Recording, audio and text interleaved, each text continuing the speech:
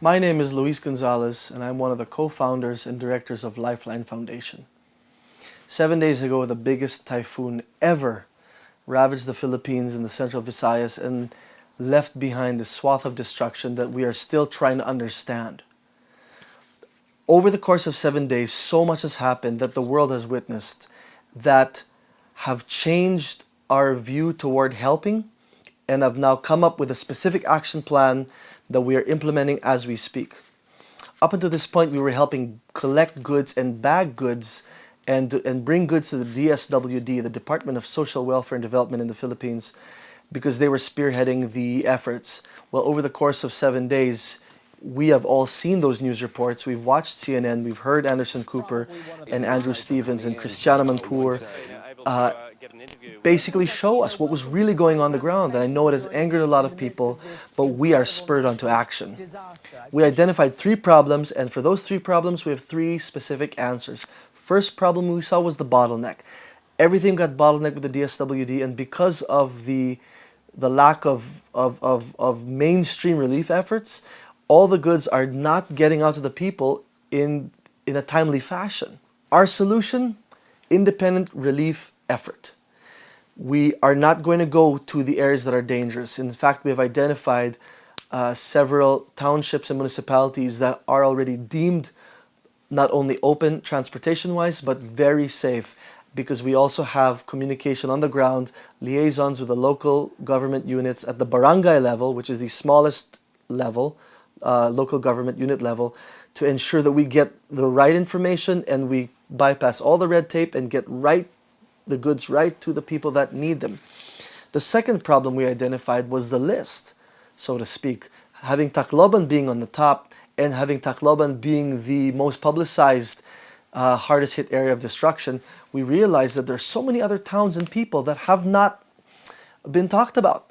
We are taking that approach to the situation in the Philippines, and we are making sure that we are identifying all the other towns that might be in the middle to the bottom of the list, but that need help just as much as Tacloban does.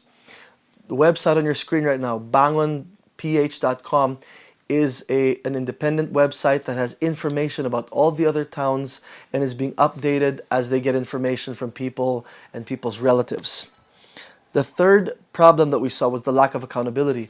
So many people around the world that we've been connecting with, Facebook, other Filipinos through texting and websites, have all been asking the same thing. How do I know that my donations are actually going to the people that need it? Well, our answer to that is in our independent operation. As we load the container and ship it off, we are going to take photo and video documentation. We are going to report all the way through so that you can see to the shutting of the container, to the opening of it in that exact town, to the distribution. We at Lifeline Foundation take this matter very seriously. Corruption in the Philippines is a big, long-standing problem. And as a natural-born and raised Filipino, I myself have witnessed this. And in the 13 years that Lifeline Foundation has been in existence, doing all kinds of missions and relief efforts, we've run into that problem ourselves. So we have now a 3-pronged solution to getting goods right to the people. Number 1, independent operation that bypasses the bottleneck. Number 2, other towns that are not in the highly publicized arenas of news but also need the help. And 3, making sure that we have photo and video documentation so that you can verify that the goods are getting straight to the people. Lifeline Foundation has been in existence for 13 years, like I mentioned earlier, and in those 13 years, we have found ourselves responding to natural calamities and disasters year after year. As a result, we've perfected a method that allows us to gather the goods, collect them, and then bring them down to the affected area in a very timely fashion and actually make sure that these goods go straight to the people that need them. Because Lifeline Foundation is a small organization and it is a volunteer-based organization, we have people joining us as each operation takes place. We have people who come back year after year and give of their time and have seen firsthand how we run our relief operations, because the bottom line is we simply care. We love our country. We want to see our country improve and succeed.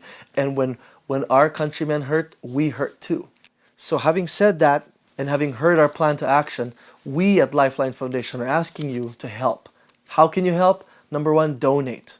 Donate, donate, donate. Information is on the screen, it's on the website. Of equal importance is spreading the word, getting the word out there in an aggressive manner. We are talking about making sure the right information is spread. Let's show people that we have clear channels to get help to these people. And so please keep checking the Lifeline website. It's going to be updated as frequently as possible. The Lifeline Facebook page is going to have sometimes hour by hour updates, since Facebook operates at the speed of light, so it seems. And so please check in. Please stay connected to the Facebook page and to the microsite, and we will do our best to update you with relief efforts. We know that we can make a difference, and we want to act fast. Thank you very much. This is Luis Gonzalez on behalf of myself and Candace and the other directors at Lifeline. Here we go.